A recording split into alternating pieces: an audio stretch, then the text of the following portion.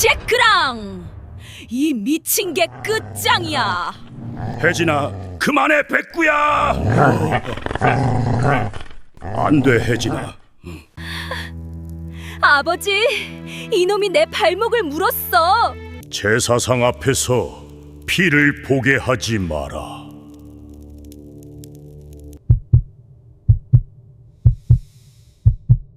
그럼 당신이 달심 막아봐. 쾅하고 문이 닫힌 뒤 그 집안에서는 개 짖는 소리마저 사람의 흐느낌처럼 들렸답니다. 가장 충직한 짐승이 주인을 물어뜯던 그날, 그 생일 미역국에는 대체 무엇이 들어있었던 걸까요? 그 생일 미역국에는 대체 무엇이 들어있었던 걸까요? 그 이야기를 하려면 우리는 지금 이 제사상에서 한 걸음 물러나 새해 전 그 집 부엌으로 돌아가야 한답니다. 그때의 혜진은 사람들 앞에서는 늘 허리를 반듯하게 굽히고 목소리 끝을 얌전히 눌러 말하곤 했지요. 하지만 부엌 문을 닫는 순간 그녀의 눈빛은 유리처럼 차가워졌답니다. 찬 우물물에 손을 담그자 손가락 마디가 금세 붉게 부어오르고 손등에 갈라진 틈으로 따끔한 통증이 스며들었지요. 그녀는 미역을 쥐었다 풀었다 하며 질긴 줄기를 한 올 한 올 뜯어냈습니다. 방 안에서는 박 할머니의 숨이 얕게 끊어지며 이어지고 있었답니다. 이불 속에서 마른 발목이 비틀거리듯 움직였고 입가에는 마르다 못해 굳어버린 침자국이 남아 있었지요. 옆방에 앉은 김노인은 앞을 보지 못한 채 늘 같은 곳을 향해 고개를 돌리고 있었습니다. 그는 손끝으로 숟가락을 더듬으며 조심스럽게 물었습니다. 혜진아, 어머니 생신이니 따뜻하게 해드려라. 그럼요, 아버지 걱정 마세요. 혜진은 대답을 끝내자마자 입꼬리를 아주 조금 올렸답니다. 그 미소는 누군가에게 들키면 안 되는 비밀 같았지요. 그녀는 장독대 옆에 숨겨둔 유리병을 꺼내 뚜껑을 천천히 돌렸습니다. 병 안에는 굵은 소금이 산처럼 쌓여 있었고 손가락으로 한 줌 짚는 순간 알갱이가 사각사각 부딪히며 차갑게 흩어졌지요. 혜진은 소금을 손바닥 위에서 굴리며 잠깐 숨을 고른 뒤 냄비를 바라보며 속으로 중얼거렸습니다. 오늘은 끝내. 불이 오른 냄비에서는 김이 얇게 피어올라 천장에 붙었다가 다시 천천히 내려앉았답니다. 혜진은 미역을 넣고 국간장을 한 방울 떨어뜨리는 척하면서 소금을 2번, 3번 멈추지 않고 쏟아 넣었습니다. 손목이 무거워질수록 그녀의 얼굴은 오히려 편안해졌지요. 그리고는 아무 일도 없다는 듯 그릇을 꺼내 깨끗한 행주로 가장자리까지 닦아냈답니다. 쟁반 위에 흰쌀밥을 올리고 미역국 그릇을 가운데에 놓자 따뜻한 김이 혜진의 뺨을 스치고 지나갔습니다. 참기름 향이 은근히 퍼지는데도 그 안쪽에는 짠내가 아주 얇게 숨어 있었지요. 김노인이 문턱 쪽에서 손을 더듬자 혜진은 재빨리 팔을 잡아 안으로 이끌었지요. 아버지 여기요, 조심하세요. 어머니는 오늘 좀 나으시냐? 네국 한 숟갈이면요. 박 할머니는 침상 위에서 눈을 반쯤 뜬 채 혜진이 들고 온 그릇을 바라보았습니다. 할머니의 목은 늘 마르고 혀는 거칠게 갈라져 있었지요. 그럼에도 생일이라는 말 한마디에 할머니는 잠깐 웃어보려 했답니다. 혜진이 숟가락을 그릇 가장자리에 살짝 대자 달그락하는 소리가 작게 울렸고 그 소리에 할머니의 어깨가 아주 미세하게 움찔했지요. 혜진은 숟가락을 들어 미역 한 가닥을 떠올리고 아주 천천히 할머니의 입가로 가져갔습니다. 어머니 생신국 드셔요. 고맙다, 혜진아. 그렇게 정성스러운 척 꾸민 그 한 그릇이 왜 한 사람의 목숨을 겨눴는지, 그 소금 한 줌이 어떻게 이 집을 지옥으로 바꿔놓았는지 이제부터 들려드려도 되겠지요. 그럼요, 들려드리겠습니다. 그날의 생일상은 화려하지도 푸짐하지도 않았답니다. 다만 침상에 누운 박할머니가 입술을 달싹이며 한 번이라도 미역국 냄새를 맡으면 그래도 오늘은 살 것 같다고 중얼거릴 만큼 그 집에는 따뜻한 국 한 그릇이 간절했지요. 봄인데도 부엌 바닥은 늘 축축했고 장작을 아껴 쓰느라 아궁이 불도 금세 죽어버리곤 했답니다. 혜진은 얇은 앞치마를 메고 우물에서 길어온 물을 바가지로 붓는데 손목이 살짝 꺾일 때마다 물방울이 툭툭 떨어져 발등을 때렸지요. 그날 아침 혜진은 유난히 일찍 일어났답니다. 마당에 떨어진 잔도를 발끝으로 밀어 한쪽으로 모아두고 장독대 뚜껑에 앉은 이슬을 손등으로 쓸어내리며 분주히 움직였지요. 사람들 앞에서는 살가운 며느리처럼 보이려고 볼에 분을 얇게 바르고 머리카락도 단정히 틀어 올렸습니다. 하지만 거울 속 혜진의 표정은 웃지 않았고 입술은 바짝 말라 있었지요. 그녀는 방문 틈으로 들려오는 박할머니의 거친 숨소리를 듣자 잠깐 눈을 감았다 뜨며 속으로 되뇌었답니다. 오늘은 반드시 끝을 보자.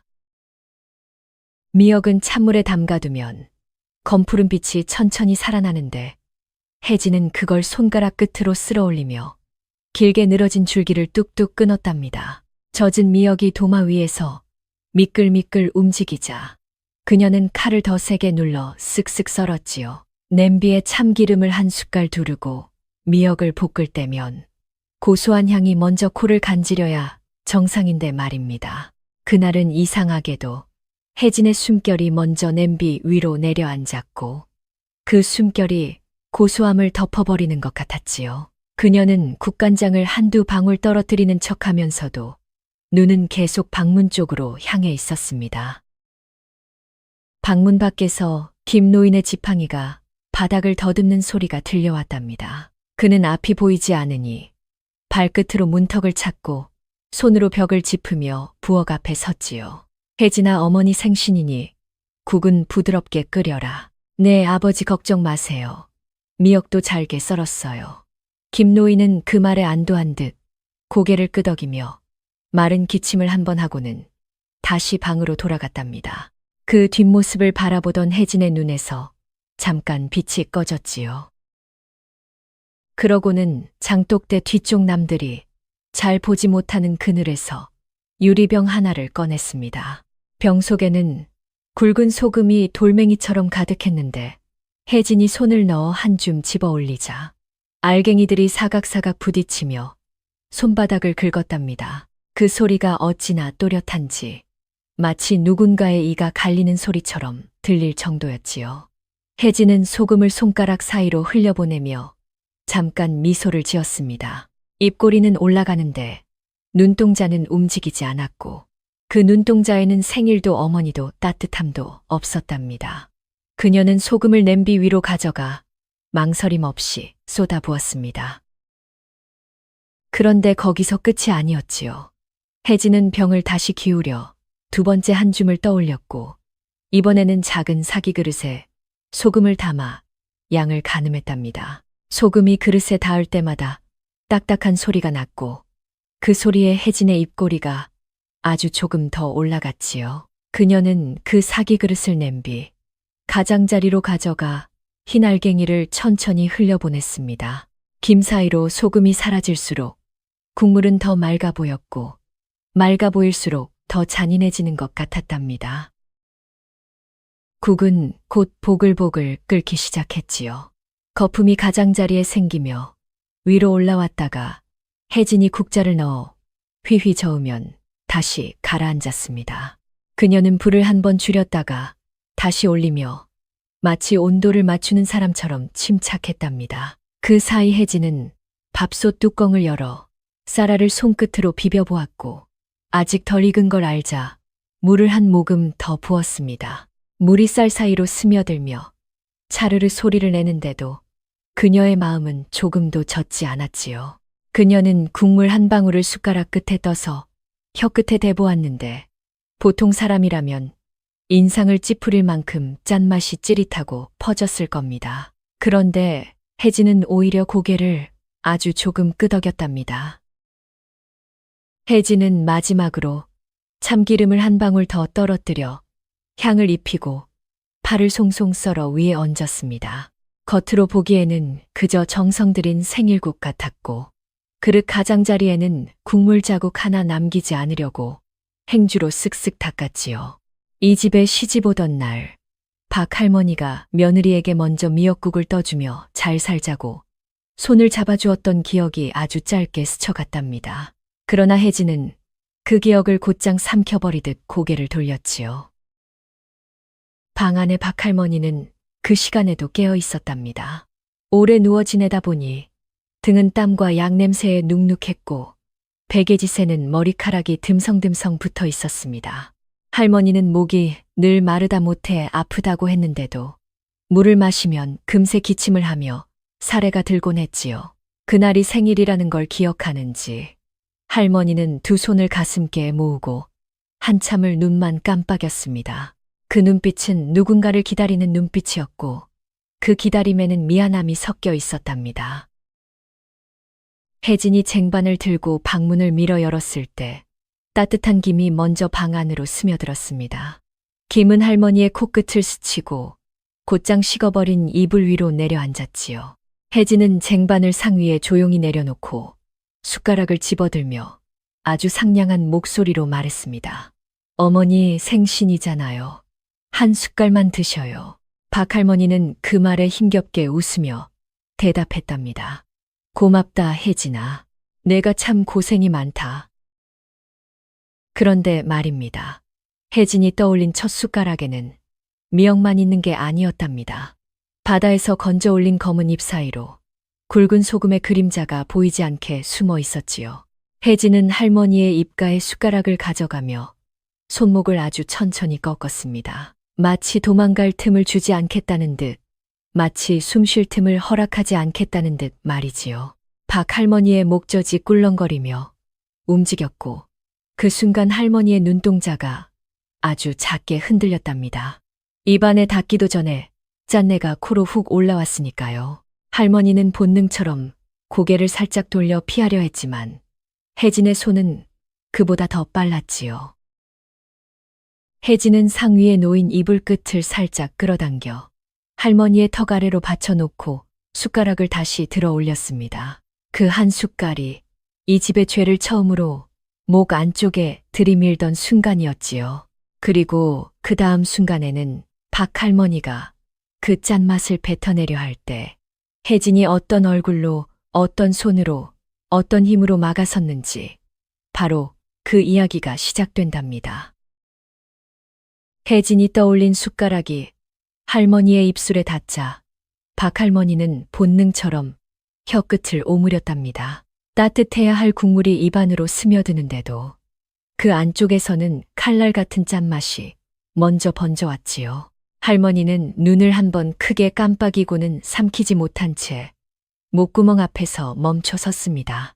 절물적 바닷바람을 맞으며 소금을 털어내던 기억이 잠깐 스쳐갔는데 그때의 소금은 살기 위해 먹는 것이었고 지금의 소금은 살기 위해 뱉어야 하는 것이었답니다. 할머니의 턱이 덜덜 떨리며 입가로 국물이 흘러내리자 혜진은 손가락으로 그걸 쓱 닦아내며 더 가까이 다가갔지요.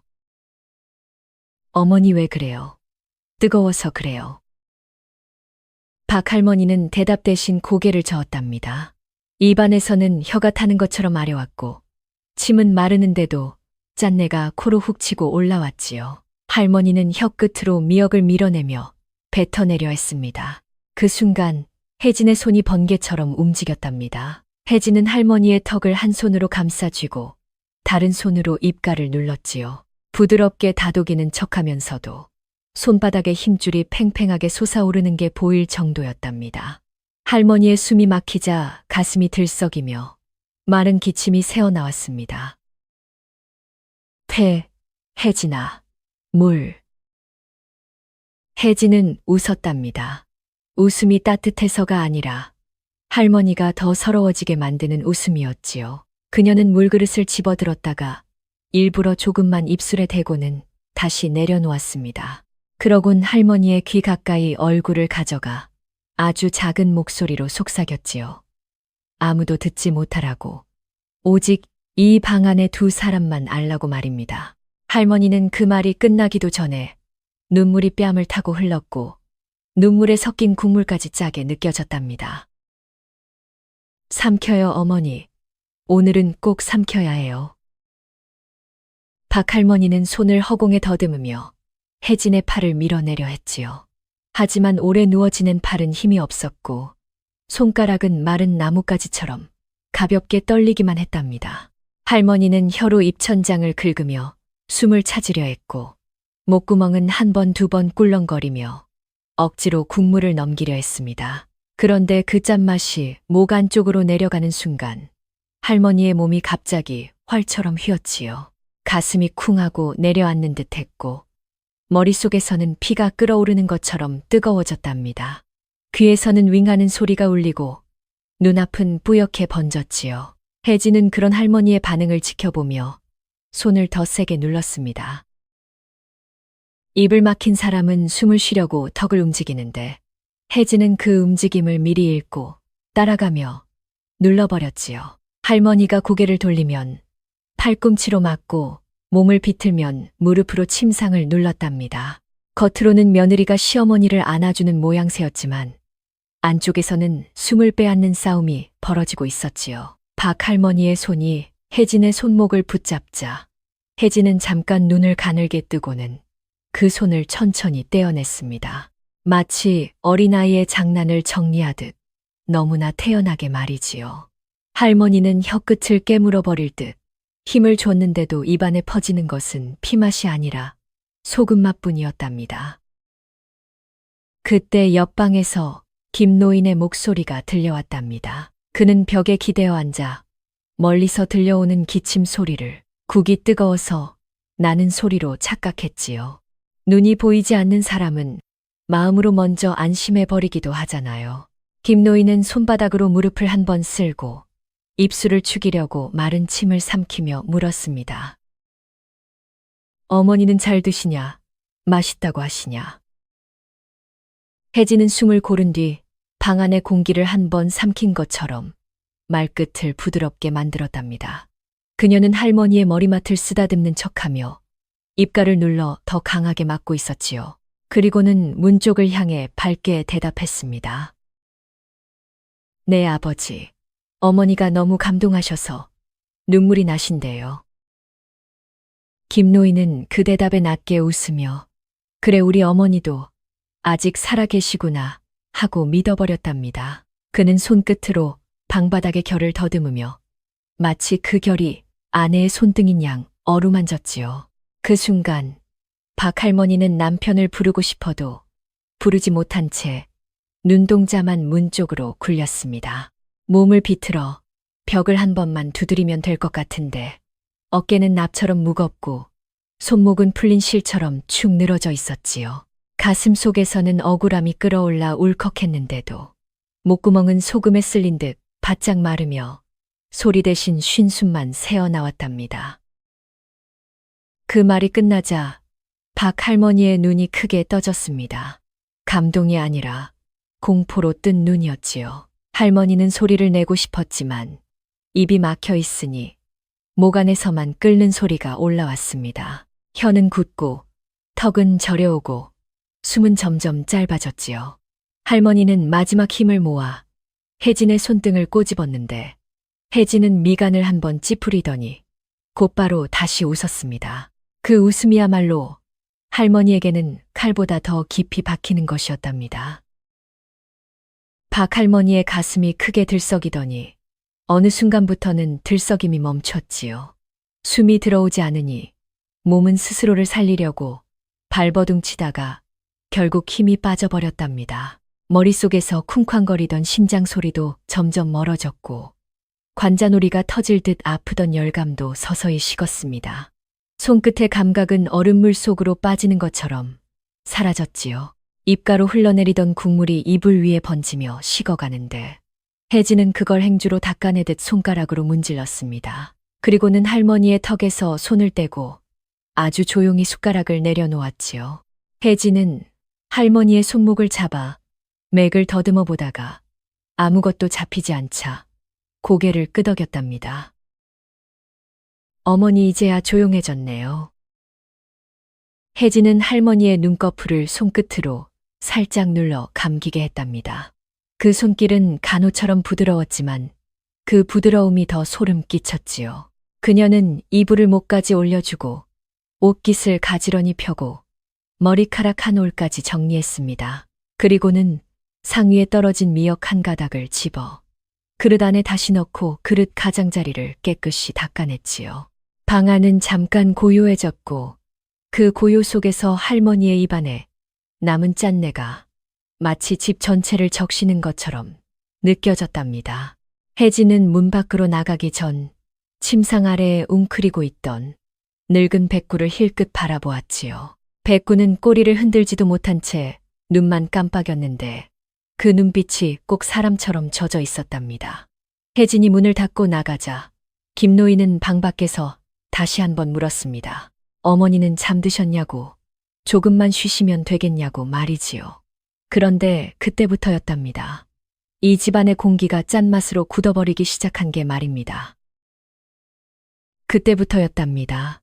이 집안의 공기가 짠맛으로 굳어버리기 시작한 게 말입니다. 박할머니가 숨을 거둔 뒤로 집안은 마치 소금물에 한번 푹 담갔다 나온 것처럼 축축하고 무거웠지요. 혜진은 울어야 할 때, 울고 고개 숙여야 할 때, 숙이며 사람들 시선이 닿는 자리에서는 한치의 흐트러짐도 없었습니다. 상 위에 올릴 밥그릇을 손끝으로 돌려 흠집을 감추고 수위의 매듭을 다시 한번 만져보며 정성을 보이는 척했지요. 하지만 김노인이 방문 앞에 앉아 허공을 향해 손을 뻗을 때, 그 손끝이 차가운 허무만 붙잡고 있을 때 혜진의 눈은 한 번도 흔들리지 않았답니다. 장례는 놀랄 만큼 빨리 끝났지요.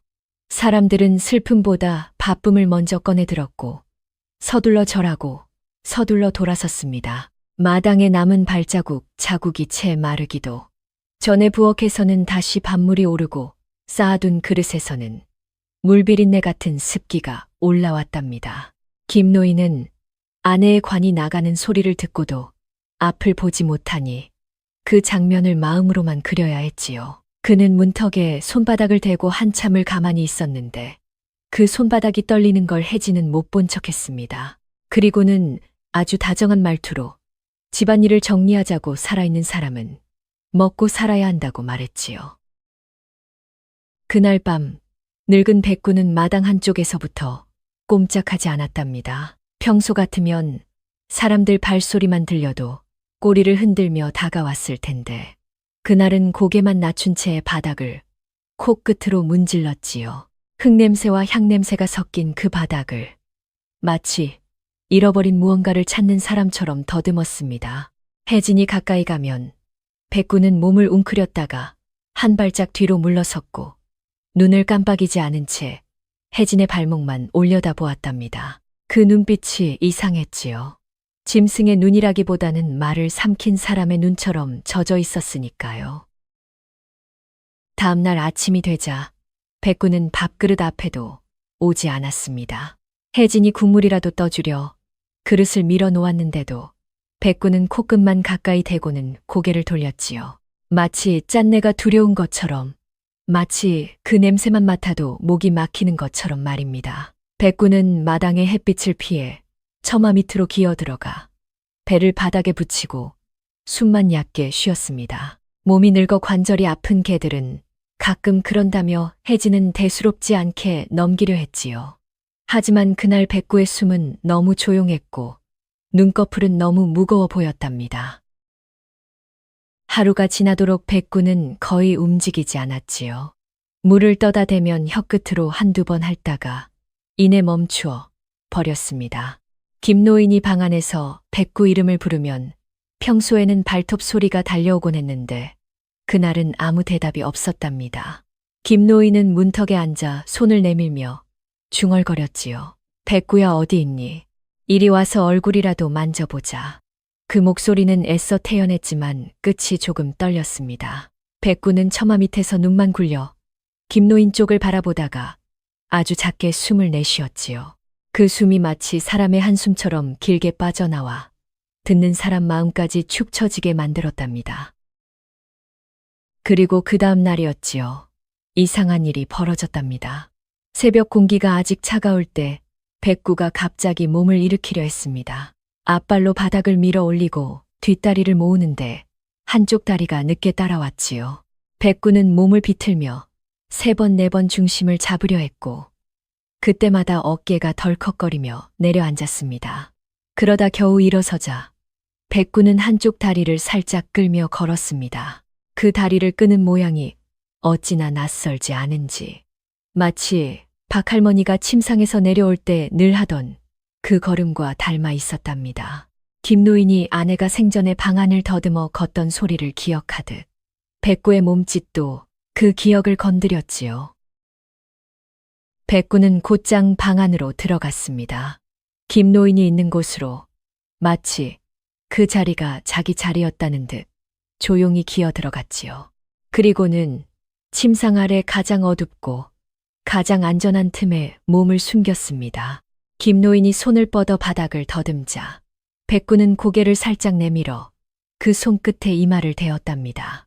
김노인의 손바닥이 백구의 털을 쓰다듬는데 그 손길이 멈추지 않았습니다. 손끝이 떨리며 귀 뒤를 찾고 목덜미를 더듬고 마치 누군가의 상처 자리를 확인하듯 천천히 움직였지요.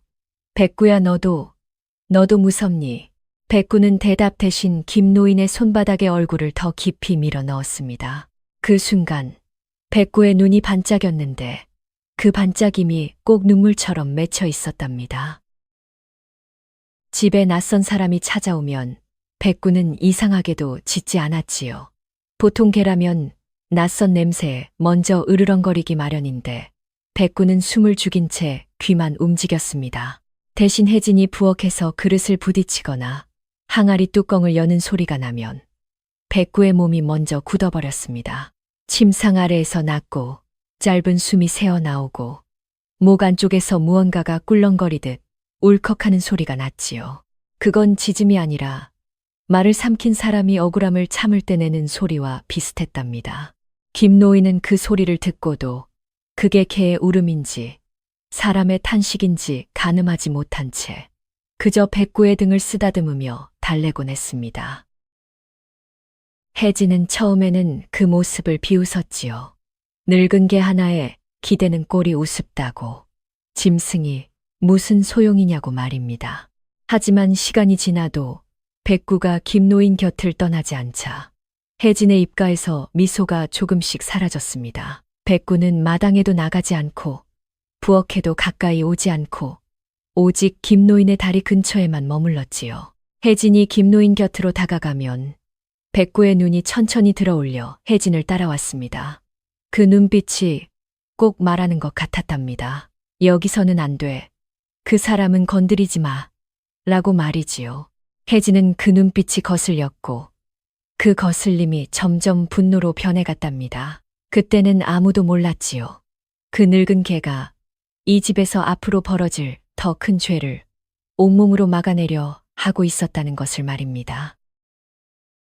바로 그 말이 끝나자마자였답니다. 혜진의 마음속에서는 더 큰 죄가 조용히 몸을 일으키고 있었지요. 장례 뒤 며칠이 지나자 집안에는 향 냄새 대신 눅눅한 먼지 냄새가 내려앉았고 마당의 흙도 사람 발자국을 잊은 듯 단단히 굳어갔습니다. 혜진은 아침마다 김노인의 밥상을 차려주며 숟가락이 닿는 자리를 손수건으로 한 번 더 닦았지요. 그 정성이 참 고운 것 같았지만 그녀의 손끝은 밥보다 종이의 감촉을 더 좋아하는 듯 했답니다. 장롱 서랍을 열어 오래된 등기 서류를 꺼내 펼쳐보고 도장이 어디에 숨었는지 천천히 찾아내며 혼잣말처럼 계산을 했지요. 이 집만 내 손에 들어오면 나는 더는 여기서 썩지 않아도 돼, 그렇게요. 김노인은 그걸 모른 척했답니다. 아니, 모른 척이라기보다 알 수가 없었지요. 그는 앞을 보지 못하니 혜진이 서류를 펼치는 소리만 들었고 종이가 살짝 문지르는 숨 같은 소리만 느꼈습니다. 그래도 그는 사람의 기척이 바뀌는 걸 알았답니다. 혜진이 밥상 옆에 앉아도 예전처럼 따뜻한 온기가 아니라 뭔가 날카로운 기운이 스치고 갔지요. 김노인은 손으로 상의 다리를 더듬으며 조심스레 물었습니다. 어머니가 떠난 뒤에도 이 집에서 계속 살 수 있겠냐고 말이지요. 혜진은 웃으며 대답했답니다. 여기야말로 아버지 집이니 제가 모시고 살지요. 그랬지요. 그런데 그 웃음이 방바닥까지 닿지 않았습니다. 방바닥은 여전히 차가웠고 백구는 그 차가움을 제일 먼저 알았지요. 혜진은 결국 부동산 사람을 불러들였답니다. 마당에 낯선 발자국이 생기자 백구가 침상 아래에서 몸을 굳혔고 귀가 바짝 섰습니다. 혜진은 손님에게 차를 내며 집이 얼마나 튼튼한지, 땅이 얼마나 넓은지 말끝을 곱게 다듬었지요. 그러면서도 그녀는 김노인의 방문을 일부러 반쯤만 열어두었습니다. 안쪽에서 늙은이가 숨쉬는 소리가 들리게, 그 소리가 부담스럽게, 그리고 값이 떨어질 만큼 불편하게 말이지요. 부동산 사람은 혜진의 눈치를 보며 낮게 말했습니다. 명의가 시아버님 쪽이면 도장이 필요하다고요. 혜진의 입가가 아주 잠깐 굳었고 그 굳음이 곧 미소로 바뀌었답니다. 걱정 마세요. 제가 알아서 할게요. 그렇게요. 그날부터 혜진은 김노인의 손길이 닿는 곳마다 도장이 숨을 만한 틈을 먼저 떠올리기 시작했습니다. 밤이 되면 혜진은 김노인의 방 앞에서 오래 서 있곤 했답니다. 문틈으로 새어나오는 숨소리를 들으며 그 숨이 언제 끊어질지, 얼마나 오래 버틸지 계산하는 사람처럼요. 그녀는 낮에는 살가웠습니다. 김노인의 손을 잡고 바깥 바람이 차다고 이불을 덮어주고 죽을 떠먹여주며 목소리를 더 부드럽게 만들었지요. 하지만 그 부드러움이란 개물에 젖은 천처럼 사람을 더 무겁게 감싸는 법 아니겠어요? 김노인은 혜진의 손을 믿어야 했습니다. 믿지 않으면 이 집에서 기대어 살 곳이 없으니까요. 혜진은 그 믿음을 알아챘고 알아챈 순간부터 더 대담해졌답니다. 백구만이 그 대담함을 냄새로 먼저 맡았습니다. 혜진이 부엌에 들어가 항아리 뚜껑을 열 때마다 백구의 코끝이 아주 미세하게 떨렸지요. 그날 밤 혜진은 부엌불을 아주 작게 켜두었습니다. 불빛이 벽에 붙어 그림자만 길게 늘어졌고 솥단지에서는 미지근한 물이 끓는 척만 했지요. 그녀는 장독대 뒤쪽에서 작은 종이봉투 하나를 꺼냈습니다. 손가락으로 만지자 가루가 안에서 사르르 움직이는 느낌이 전해졌답니다. 혜진은 그 봉투를 품 안에 숨기고 술병을 꺼내 상 위에 올려놓았습니다. 병마개를 돌리는 손이 놀랍도록 차분했지요. 마치 간장을 여는 손처럼, 늘 하던 일처럼요. 그녀는 컵을 2개 꺼내고 하나는 자기 앞에, 하나는 김노인 앞에 놓는 상상을 했습니다. 그리고는 속삭이듯 중얼거렸지요. 이 늙은이만 없으면 도장도 집도 다 내 거야. 그렇게 말입니다. 그녀는 술을 컵에 조금 따랐습니다. 술이 컵벽을 타고 내려오는 동안 혜진은 숨을 천천히 들이마셨지요. 그 숨이 길수록 마음이 더 단단해지는 사람처럼요.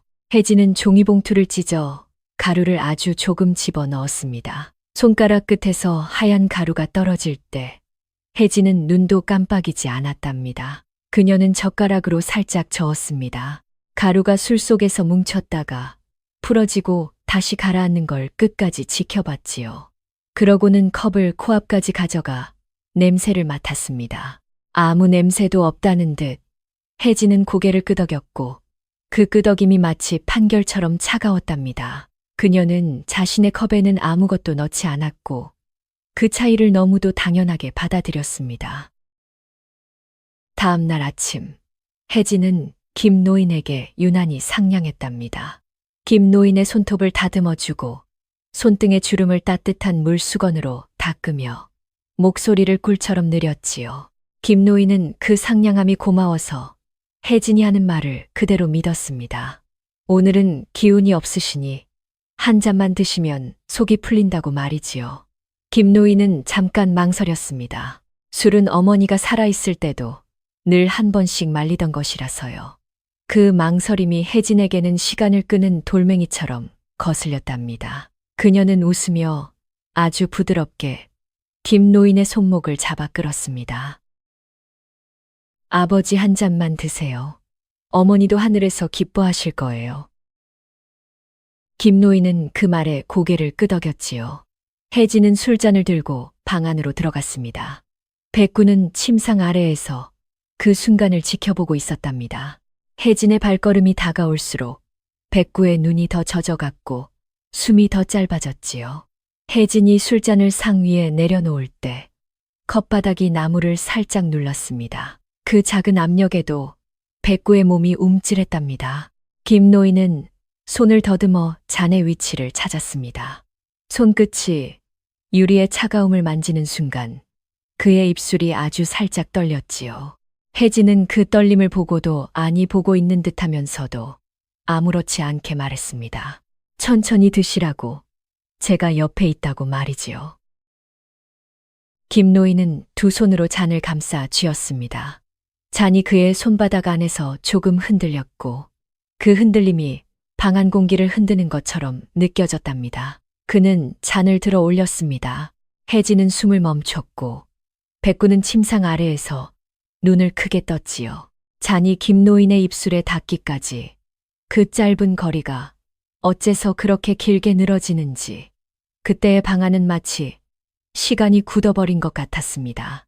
그리고 바로 그 순간 말입니다. 백구의 목 안쪽에서 짧고 낮은 숨이 한 번 울컥 올라왔답니다. 그 잔이 입술에 닿기만 하면 이 집의 죄가 또 한 사람의 목을 조를 테니까요. 그 낮고 짧은 숨이 울컥 올라오자마자 침상 아래의 어둠이 꿈틀했답니다. 백구는 한 번도 저렇게 서둘러 몸을 빼낸 적이 없었는데 그날은 앞발이 먼저 튀어나오고 뒤통수가 문턱에 부딪힐 뻔하며 낡은 몸이 비틀거렸지요. 김노인의 손끝에서 술잔이 점점 입술 쪽으로 올라가고 있었고 혜진은 그 잔의 높이를 눈으로 재며 숨도 안 쉬는 사람처럼 미동도 하지 않았습니다. 그 순간 백구의 목에서 낮은 소리가 났지요. 으르르. 짐승의 울음이라기보다 말 못하는 사람이 이를 악물고 삼키는 울음 같은 것이었답니다. 백구는 그대로 김노인의 무릎 쪽으로 몸을 던졌습니다. 앞발이 상다리를 탁 하고 치는가 싶더니 상위의 그릇들이 덜컥 흔들렸고 술잔이 빙글 돌며 기울어졌지요.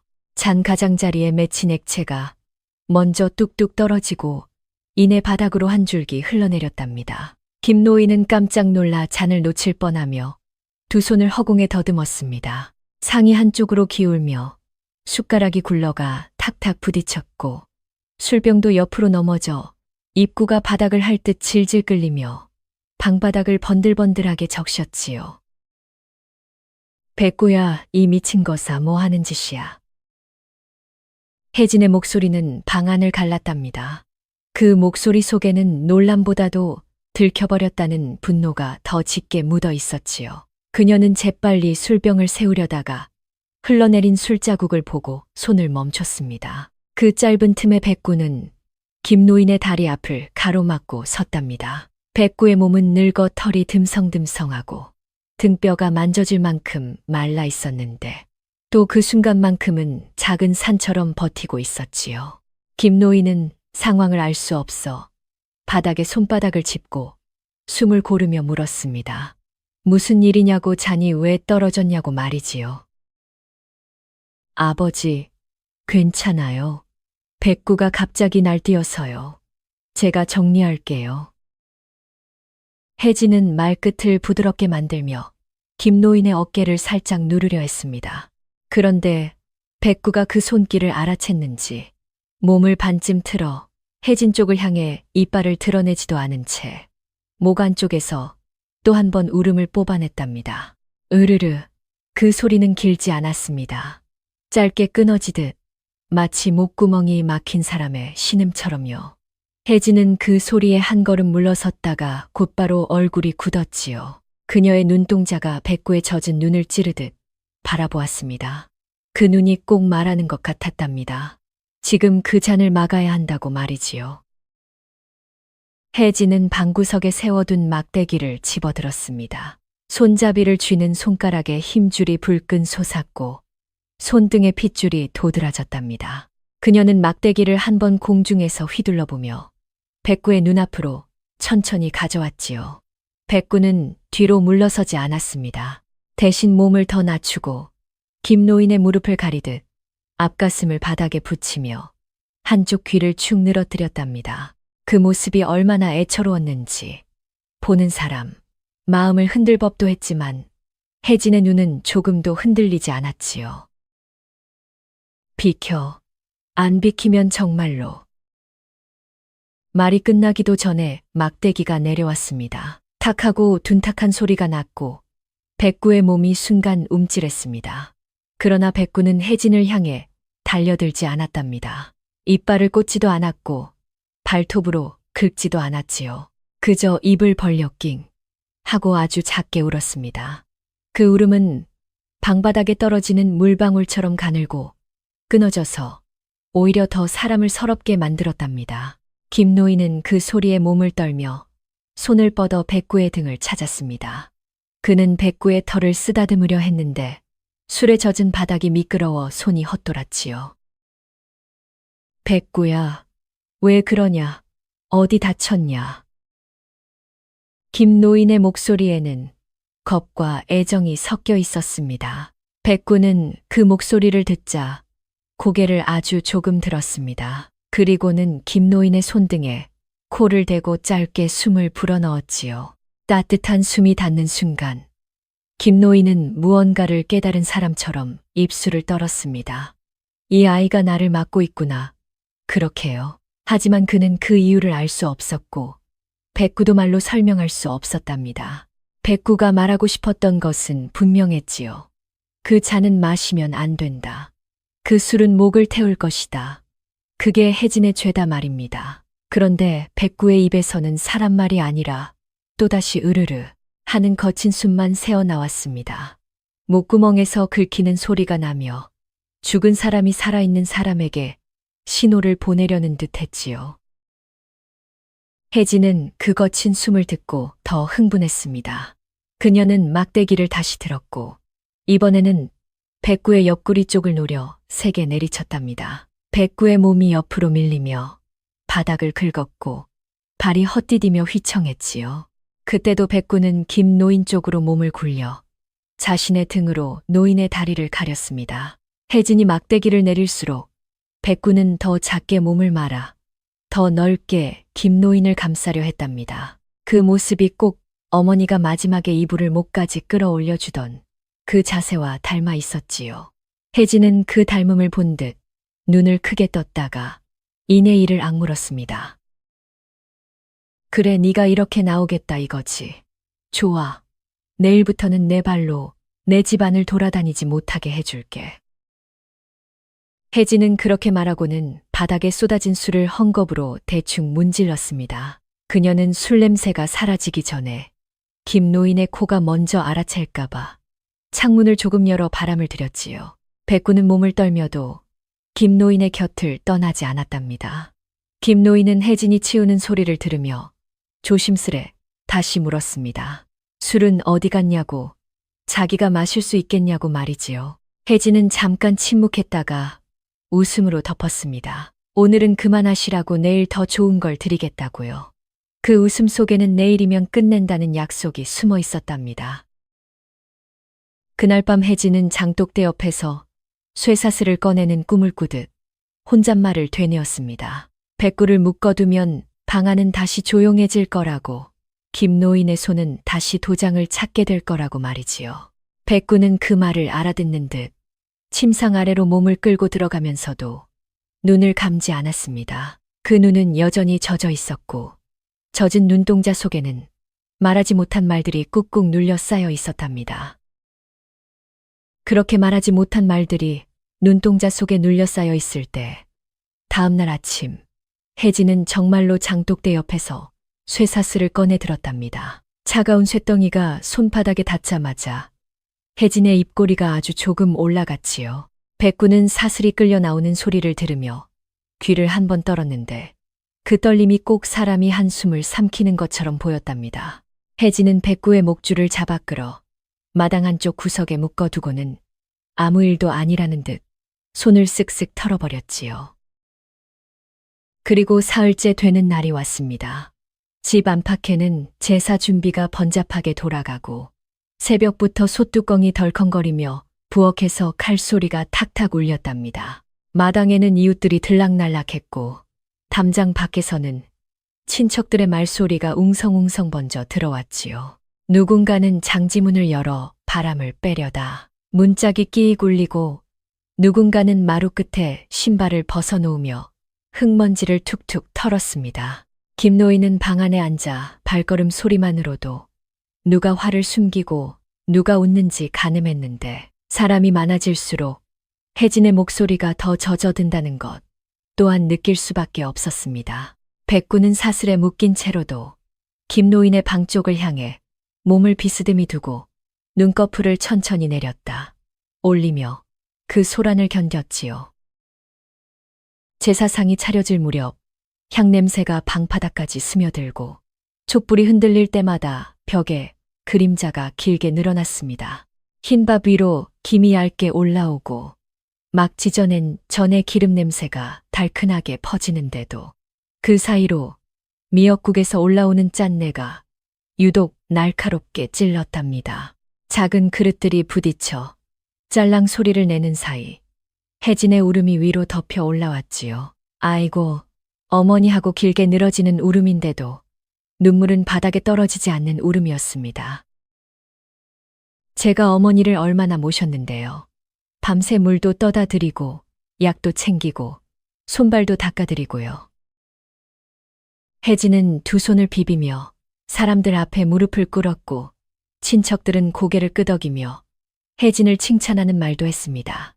그때 누군가가 마당을 흘끗 보며 속삭였지요. 저 개는 왜 묶어놨냐고 말입니다.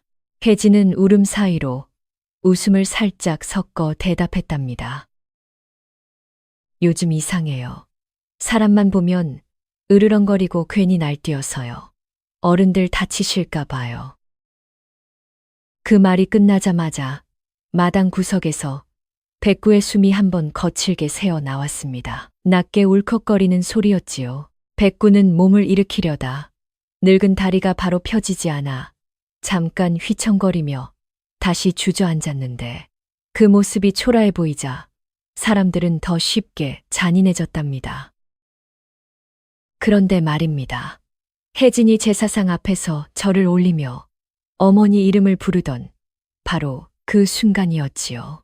촛불이 한번 크게 흔들리며 불꽃이 길게 눕고 향연기가 기둥 쪽으로 휘어지더니 마당 구석에서 쇠사슬이 팽팽하게 당겨지는 소리가 났습니다. 끼익하고 쇠가 비틀리는 소리, 그 다음에는 쨍하고 끊어지는 소리가 공기를 갈랐지요. 사람들 목소리가 한꺼번에 멈췄다가 바로 다음 숨에 폭발했습니다.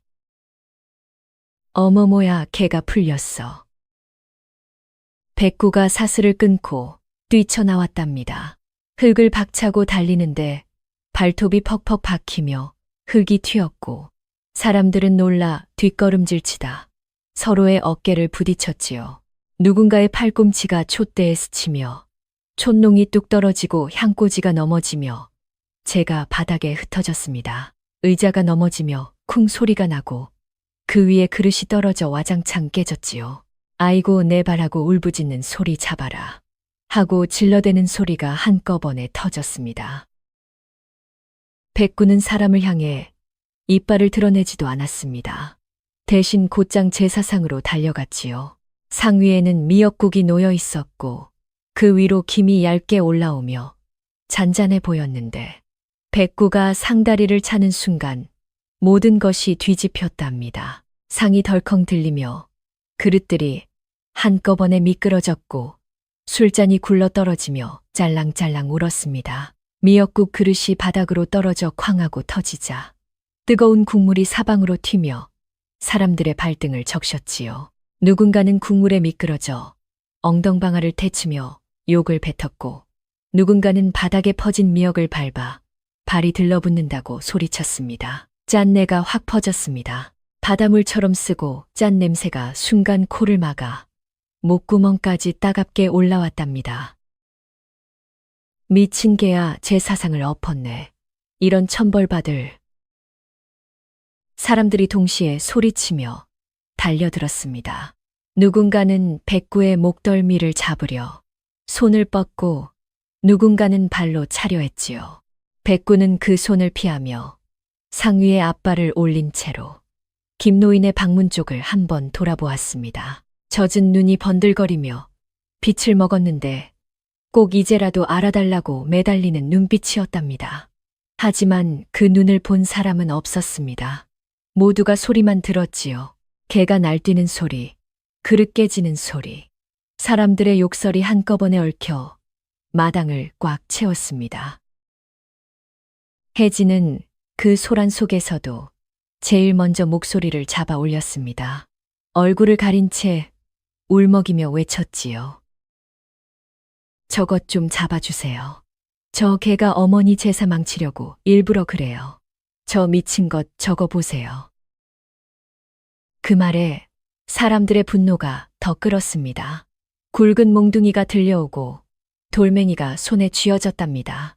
백구는 도망치지 않았습니다. 상에서 내려와 국물 흥건한 바닥을 밟고 미끄러지면서도 김노인의 방 앞쪽으로 몸을 옮기려 했지요. 길이 막히자 백구는 크게 짖지도 못하고 으르르하고 목 안쪽에서만 울컥거렸습니다. 그 소리가 마치 사람의 목에서 피가 끓어오르는 소리처럼 들려듣는 이의 등골을 서늘하게 만들었지요. 저거 귀신 들린 거 아니야. 잡아. 몽둥이가 허공을 가르며 내려왔습니다. 탁탁하고 연달아 몸통을 때리는 소리가 나고 백구는 순간 움츠렸다가 다시 앞으로 나아갔답니다. 이빨을 써도 될 텐데도 끝내 물지 않고 자신의 몸으로 길을 막으며 김노인의 문 앞을 지키려 했지요. 그러다 한 번 더 큰 소리가 났습니다. 뚝 하고 뼈가 꺾이는 듯한 소리여서 백구의 울음이 낑하고 짧게 터졌답니다. 그 울음은 소란을 잠깐 멈추게 만들 만큼 너무 처연했습니다. 사람들은 숨을 헐떡이며 백구를 내려다보았습니다. 국물과 흙이 뒤섞인 바닥 위에 백구가 옆으로 쓰러져 있었고 한쪽 다리는 이상하게 꺾인 채 떨리고 있었지요. 혜진은 그 틈을 놓치지 않고 앞으로 나서며 이를 악물었습니다. 끌어내요. 오늘 당장 없애야 해요. 누군가가 백구의 뒷다리를 잡으려고 다가가자 백구는 숨을 몰아쉬며도 김노인의 문 쪽을 향해 고개를 들었습니다. 젖은 눈동자 속에서 말하지 못한 말들이 다시 한번 넘실거렸지요. 그때부터였답니다. 소란이 끝이 아니라 더 깊은 침묵으로 넘어가기 시작한 게 말입니다. 그 더 깊은 침묵으로 마당의 공기가 천천히 가라앉기 시작했답니다. 방금 전까지 서로를 밀치며 고함을 쏟아내던 사람들도 몽둥이를 든 손이 허공에서 멈춘 채로 숨을 한 번씩 고르기 시작했지요. 바닥에는 엎어진 제사 그릇에서 흘러나온 미역국이 검은 흙과 뒤섞여 번들거렸고 그 위로 향재가 가느다랗게 내려앉아 마치 소금가루처럼 희끗희끗했답니다. 백구는 그 한가운데 옆으로 쓰러져 있었는데 한쪽 다리가 꺾인 채 덜덜 떨리며 숨이 목구멍에서 끊어질 듯 이어지더니 입가에서 거품 섞인 침이 조금 흘러나왔지요. 그 눈이 여전히 젖어 있었는데 그 젖은 눈동자가 사람들을 보는 게 아니라 오직 김노인의 문 쪽을 붙들고 놓지 않는 것 같았답니다. 누군가가 이를 갈며 다가와 말했지요. 이제는 끝을 내야 한다고. 저 개를 살려두면 또 화를 부를 거라고 말입니다. 다른 사람도 맞장구를 쳤습니다. 제사상을 엎은 짐승은 천벌을 받아야 한다고. 손에 쥔 몽둥이를 쿵하고 땅에 한번 찍어 보이며 으름장을 놓았지요. 혜진은 그들 뒤에서 눈물을 닦는 척하며 고개를 끄덕였는데 그 손끝이 떨리는 건 울어서가 아니라 일이 원하는 대로 굴러가는 게 너무 달콤해서였답니다. 그때 백구가 아주 작은 소리로 낑 하고 울었지요. 그 울음은 살려달라는 울음이 아니라 기다려달라는 울음 같았습니다. 백구는 앞발로 바닥을 더듬더듬 긁으며 몸을 조금 돌렸고 꺾인 다리가 닿을 때마다 몸이 움찔거리며 숨이 휘청했지만 그래도 끝내 고개를 들었습니다. 그리고 말입니다. 그 순간 백구의 목에서 이상한 움직임이 일어났답니다. 숨을 들이마시다가 갑자기 목이 한 번 울컥 올라오더니 입을 벌린 채로 혀를 떨며 무언가를 토해내려 했지요. 사람들은 더더욱 흉흉해졌습니다. 미쳤다. 또 무슨 짓을 하려나 하며 한 걸음씩 물러섰지요. 그런데 백구가 짖지 않았습니다. 이빨도 드러내지 않았지요. 그저 입 안쪽을 몇 번이나 씹듯이 움직이다가 마지막에 힘을 모아 고개를 툭 숙였답니다. 작은 소리와 함께 검게 젖은 바닥 위로 무언가가 굴러 떨어졌습니다. 처음에는 다들 미역 덩어리인 줄 알았지요. 하지만 가까이서 보니 그건 둥글둥글한 나무 구슬들이 실에 꿰어져 있는 낡은 팔찌였답니다. 오래 만져서 반질반질해진 구슬 사이사이에 때가 끼어 있었고 매듭은 몇 번이나 고쳐 묶었는지 달아 하얗게 일어나 있었지요. 바닥에 미역 국물이 그 구슬에 묻자 짠내 사이로 오래된 나무 냄새가 은근히 퍼졌습니다. 아주 희미한 사람, 살 냄새와 섞인 나무 냄새 말입니다. 사람들은 그걸 보며 웅성거렸지만 방금 전의 소란과는 다른 소리였지요. 마치 누군가의 비밀을 훔쳐보는 사람들처럼 목소리가 저절로 낮아졌답니다. 백구는 그 팔찌를 향해 코를 가까이 대고 한번 숨을 들이마셨습니다. 그리고는 혀끝으로 구슬을 조심스레 밀어 조금씩 김노인의 방문 쪽으로 굴려보냈지요. 꺾인 다리를 끌며 기어가는 동안 배가 바닥에 끌려 흙이 털에 달라붙고 숨이 헉헉 끊어지듯 새어나왔습니다. 그런데도 백구는 멈추지 않았답니다. 마치 지금 이 한 걸음, 이 한 뼘이 살아있는 사람과 죽은 사람을 이어주는 다리인 것처럼 말이지요. 문턱 앞에 이르러 백구가 몸을 한번 털썩 내려놓자 안쪽에서 김노인의 기침이 들렸습니다. 방금 전 소란을 다 듣고도 눈이 보이지 않는 그 노인은 무엇을 믿어야 할지 모른 채 손을 허공에 더듬고 있었지요. 그 손끝은 떨렸고 손바닥은 식은 땀으로 축축했답니다. 백구는 낮게 으르렁거리는 소리를 내려고 했지만 목 안쪽에서 바람만 새어나왔습니다. 그래서 대신 머리를 앞으로 내밀어 김노인의 무릎 가까이에 이마를 살짝, 아주 살짝 갖다 대었지요. 털 사이로 뜨거운 체온이 전해지고 김노인의 손이 그 체온을 따라 내려와 백구의 정수리를 더듬었습니다. 백구야, 왜 그러냐? 김노인의 목소리는 갈라져 있었고 그 갈라진 틈 사이로 겁이 비집고 나왔답니다. 백구는 그 손길에 몸을 비비며 마치 사람이 사과하듯 고개를 낮추었지요. 그리고는 입으로 팔찌를 다시 물어 끌어당기려다 다리 통증에 몸이 한번 크게 떨렸습니다. 그래도 끝내 팔찌를 입가에 물고 방 안으로 조금 더 밀어 넣었고 김노인의 손바닥이 그 낯선 차가움을 만나는 순간 시간이 서는 것 같았답니다. 나무구슬 하나하나가 손금 사이로 굴러갔지요. 김노인은 그 둥근 감촉을 느끼자마자 숨을 들이켰습니다. 구슬의 매끈함, 매듭에 거친 섬유 손끝에 걸리는 작은 흠집까지도 그는 너무도 익숙하게 기억하고 있었답니다.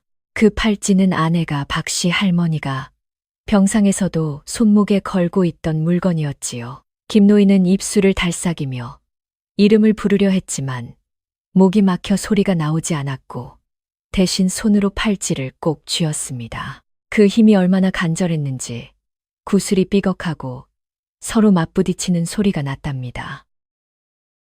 그리고 김노인은 팔찌를 쥔 손을 떼지 못한 채 다른 손으로 백구의 얼굴을 더듬기 시작했습니다. 눈가를 지나 젖은 뺨 같은 털을 훑고 귀 끝으로 올라갔지요. 그때 손끝에 작은 상처에 굳은 살이 걸렸습니다. 귀 한쪽이 아주 조금 찢어져 딱딱하게 아문 자리였답니다. 김노인의 손이 그 자리에 멈추자 그의 어깨가 크게 흔들렸지요. 아내도 젊었을 때 부엌에서 넘어지며 귀를 다친 적이 있었고 그 흉터를 그는 수십 년 동안 손끝으로 기억해 왔으니까요. 마당은 정말 조용해졌습니다. 누군가의 욕설도 몽둥이 내리치는 소리도 사라지고 바람이 처마 끝을 스치며 내는 휘잉 소리만 멀리서 들려왔지요. 사람들은 숨을 삼킨 채 서 있었고 혜진조차도 입술을 잘근 깨물며 한 발을 떼지 못했습니다. 김노인은 팔찌를 가슴에 붙이고 백구의 귀를 어루만진 채 떨리는 목소리로 울음을 터뜨렸답니다. 여보, 당신이야. 돌아온 거냐? 그 말이 끝나자 백구가 눈을 한번 느리게 감았다가 떴습니다. 그 눈동자에서 눈물이 한 방울, 정말 한 방울이 털 사이로 스며 나와 김노인의 손등에 떨어졌지요. 따뜻한 물기 하나가 손등을 적시는 동안 김노인은 더 이상 참고 있지 못하고 어깨를 들썩이며 훌쩍였답니다. 그 훌쩍임이 방 안에 퍼져나가자 바깥의 사람들까지도 왠지 모르게 목이 메이는 듯 발소리 하나 내지 못한 채 그 장면을 바라볼 수밖에 없었습니다. 그 장면을 바라볼 수밖에 없었습니다. 김노인의 훌쩍임이 방 안에 번져나가자 마당에 서 있던 사람들까지도 괜히 목이 잼 막히는 듯 눈을 피하지 못하고 서 있었지요. 그런데 말입니다. 그때 혜진의 얼굴이 아주 잠깐, 정말 찰나처럼 일그러졌답니다. 방금 전까지는 울음 흉내를 내며 고개를 숙였는데 김노인의 손바닥 위에 놓인 나무 팔찌가 그녀 눈에 들어오자 눈꺼풀 아래에서 차가운 불빛이 번뜩였지요. 저게 저렇게 돌아오면 그 순간부터 모든 게 무너질지도 모른다는 생각이 혜진의 속을 바늘로 찌르듯 찌르기 시작한 게 말입니다. 혜진은 웃음도 울음도 아닌 숨을 한 번 삼키더니 발끝을 소리 없이 옮겼습니다. 치마자락이 바닥에 젖은 흙을 살짝 스치며 미끄러졌고 그녀의 손이 문턱을 넘어 방 안쪽으로 길게 뻗었지요. 김노인은 눈이 보이지 않으니 팔찌를 가슴에 끌어안은 채 계속 백구의 귀를 쓰다듬고 있었는데 그 손길이 너무 애틋해서 오히려 더 위험해 보였답니다. 혜진은 그 애틋함을 찢어버리려는 사람처럼 손가락을 뾰족하게 세워 팔찌를 낚아채려 했습니다. 그거 내놔요. 목소리는 부드럽게 꺼냈지만 말끝에는 이빨이 숨어 있었지요. 김노인의 손이 깜짝 놀라 움찔하는 순간 팔찌의 구슬들이 서로 부딪혀 딱딱하고 울었습니다. 그 소리에 백구의 눈동자가 아주 천천히 혜진 쪽으로 돌아갔지요. 그 눈빛은 짐승의 눈빛이 아니었습니다. 사람의 눈빛도 아니고 사람보다 더 오래 참아온 무언가의 눈빛이었답니다. 혜진은 그 시선을 받자 손이 잠깐 멈췄는데 멈추는 동안에도 손끝이 부들부들 떨렸습니다. 무서워서가 아니라 그 무서움을 이겨내고 싶어서 떨리는 떨림이었지요. 그때 백구가 꺾였던 다리를 바닥에 한번 디뎠습니다. 몸이 흔들리며 털 사이로 흙이 우수수 떨어졌고 숨이 목 안에서 거칠게 부딪혔지요.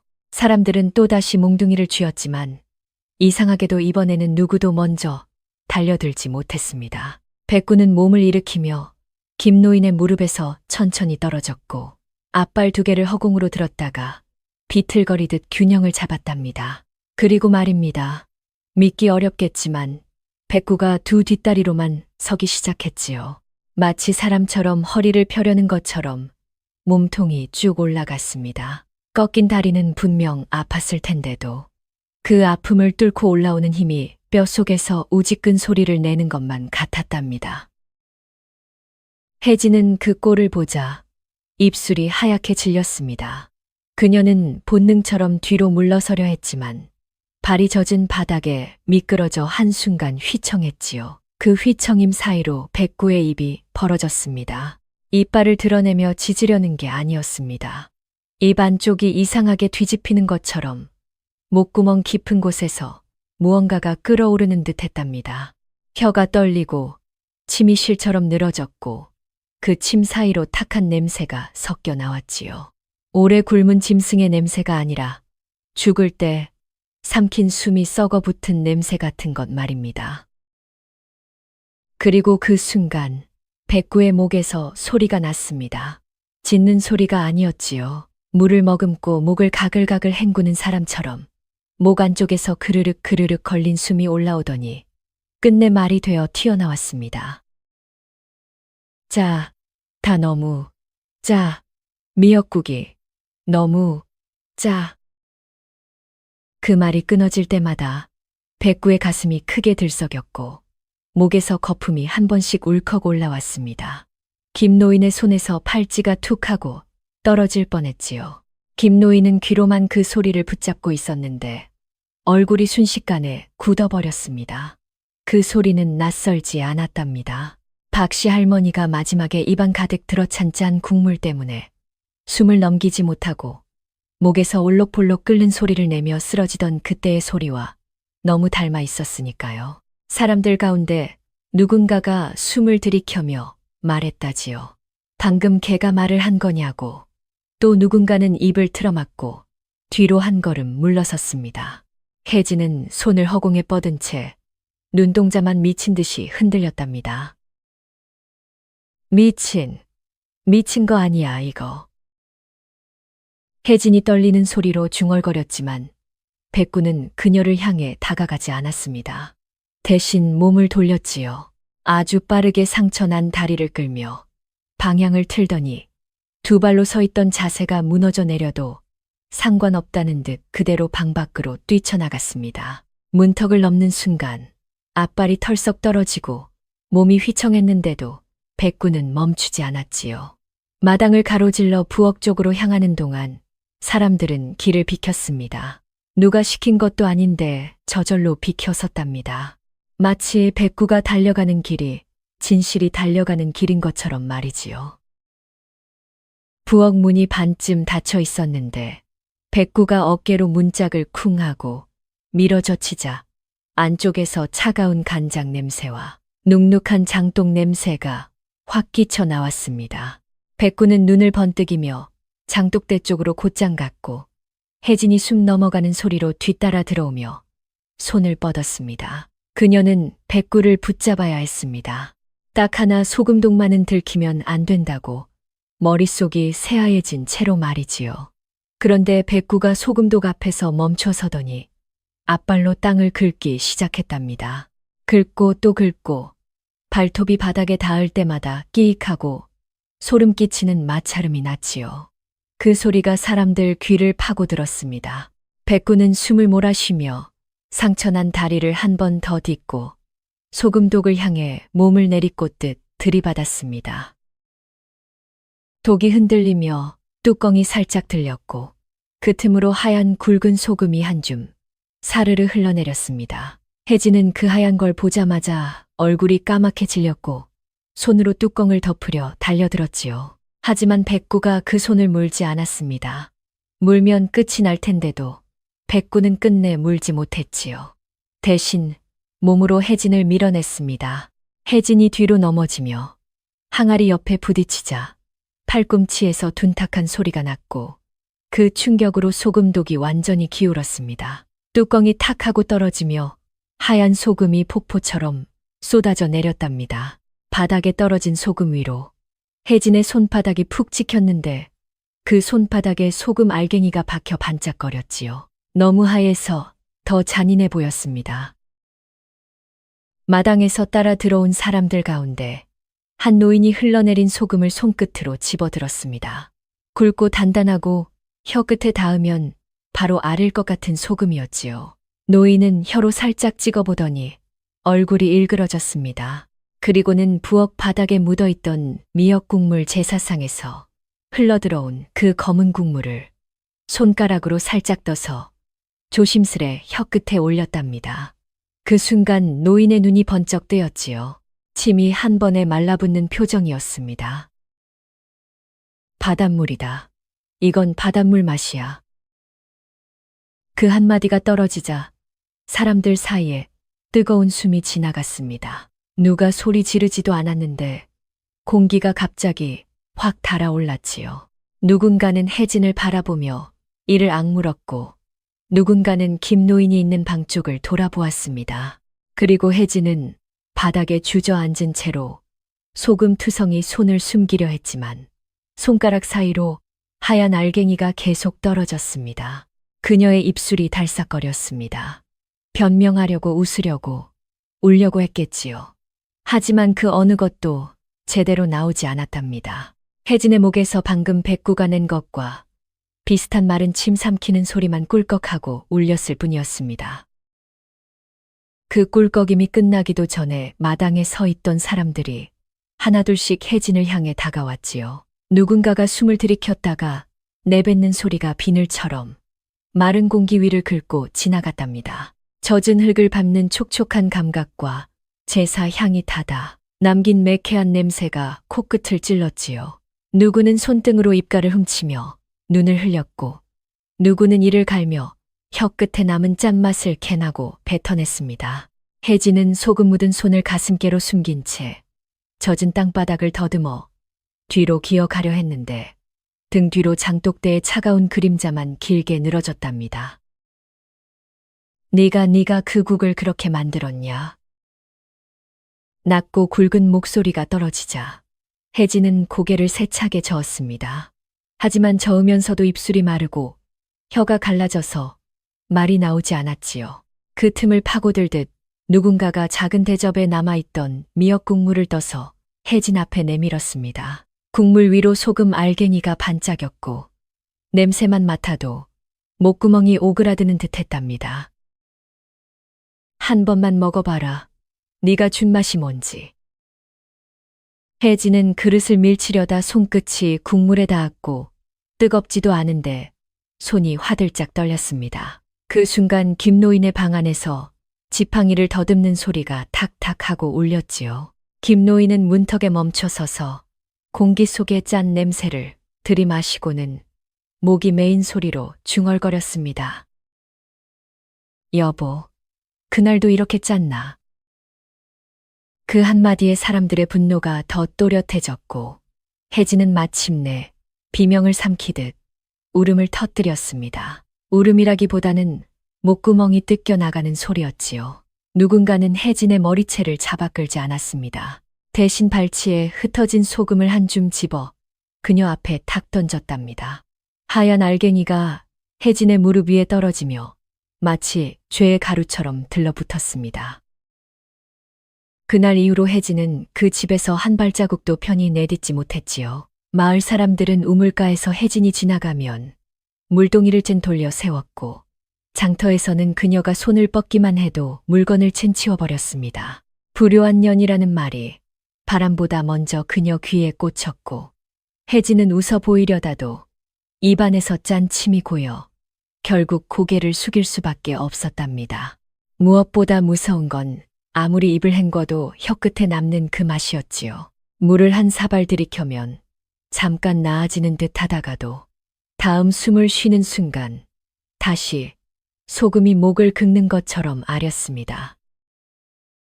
밤이면 혜진은 부엌에 숨어들어가 빈 그릇을 입에 대고 물을 마시는 흉내를 냈습니다. 하지만 목구멍은 더 타들어갔지요. 혜진은 스스로에게 속삭였습니다. 내가 잘못한 게 아니라고. 늙은 것들이 나를 괴롭히는 거라고 말이지요. 그런데 말입니다. 그 속삭임이 길어질수록 혜진의 귀에는 다른 소리가 섞여 들려왔답니다. 가글거리는 숨 끓어오르는 목, 그리고 아주 낮은 목소리로 짜, 다 하고 끊어 말하는 소리 말입니다. 그 소리를 듣는 순간마다 혜진은 입안을 긁어대며 울부짖었고 혀를 깨물어도 짠맛은 피처럼 따라 나왔지요. 마을 사람들은 혜진이 우물에 얼굴을 밟고도 갈증을 못 이기는 걸 보며 고개를 저었습니다. 물을 마시는 게 아니라 죄를 마시는 것처럼 보였으니까요. 김노인은 서둘러 문서를 챙기지 않았습니다. 눈이 보이지 않아도 손바닥에 남은 나무 팔찌의 감촉이 그날 이후 그의 길을 붙잡고 있었지요. 백구는 다리 하나를 절며도 김노인의 발끝을 놓치지 않았고 밤에는 침상 아래가 아니라 김노인의 발치에 몸을 말고 누웠습니다. 김노인이 손을 더듬어 백구의 귀를 찾으면 백구는 숨을 길게 내쉬며 고개를 살짝 밀어 넣었답니다. 그 숨결은 따뜻했고 그 따뜻함이 김노인의 가슴에 남은 빈자리를 조금씩 덮어주었지요. 김노인은 밥을 지을 때마다 쌀 한 줌을 더 씻어 맑은 숭늉을 끓였고 그 뜨끈한 냄새를 맡으며 혼잣말을 했답니다. 시간이 흘러 계절이 한 바퀴를 돌았습니다. 봄이 오면 마당에 새순이 올라왔고 여름이 오면 장독대 옆에 파리가 윙윙 모여들었지요. 김노인은 그 소리를 들으며 살아있구나 하고 중얼거렸습니다. 백구는 늙고 상처난 몸으로도 매일 김노인을 밖으로 이끌어 햇볕이 드는 자리에 앉혀주었답니다. 김노인이 두 손으로 따뜻한 햇살을 받으며 웃을 때면 백구의 눈동자에도 물기가 어른거렸지요. 말은 더 이상 나오지 않았습니다. 하지만 말이 없어도 그 둘 사이에는 이미 너무 많은 말이 오가고 있었답니다. 그리고 어느 날 새벽 백구의 숨이 유난히 얕아졌지요. 김노인은 잠결에 그 변화를 느끼고 손을 뻗었는데 백구의 몸이 예전처럼 뜨겁지 않았습니다. 차가운 기운이 털 사이로 스며 나와 김노인의 손가락 마디를 서늘하게 적셨답니다. 여보, 이제 그만 아파도 되나? 김노인이 떨리는 목소리로 속삭이자 백구는 마지막 힘을 모아 김노인의 손등을 혀로 한 번 핥았습니다. 짠맛이 아니었습니다. 아주 미지근한 물맛, 오래된 눈물 맛이었지요. 백구의 숨이 조용히 끊기는 순간 마당의 바람도 잠깐 멈춘 것처럼 고요해졌답니다. 사람들은 백구를 김노인의 곁에 묻어주었습니다. 흙을 덮는 동안에도 김노인은 나무 팔찌를 놓지 않았고 그 팔찌의 구슬을 하나하나 만지며 이름을 부르지 못하는 이름을 마음속으로 불렀지요. 그리고 해가 기울 무렵 말입니다. 묘 위로 하얀 나비 두 마리가 날아올랐습니다. 한 마리는 먼저 빙글 돌아 하늘로 올랐고 다른 한 마리는 뒤따라 올라가며 서로의 날개를 스치듯 붙잡았답니다. 그 둘이 나란히 멀어지는 모습을 보며 사람들은 속으로 생각했지요. 하늘도 땅도 결국은 다 보고 있었다고 말입니다. 사람인 몸으로도 지켜야 할 도리를 버리면 짐승보다 못한 벌이 돌아오는 법이고 짐승의 몸으로도 끝내 지켜낸 정이 있다면 그 정은 하얀 날개가 되어 다시 만난다는 것을 말입니다.